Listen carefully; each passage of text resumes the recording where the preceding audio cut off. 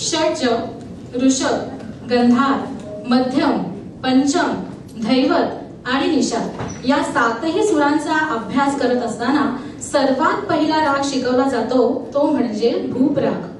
स्वरनिनाद मधील सर्व बाल वर्गातील विद्यार्थिनी म्हणजेच गार्गी, सान्वी, चार्वी, मिहिरा आणि काव्या आज आपल्या समोर भूप राग सादर करणार आहेत.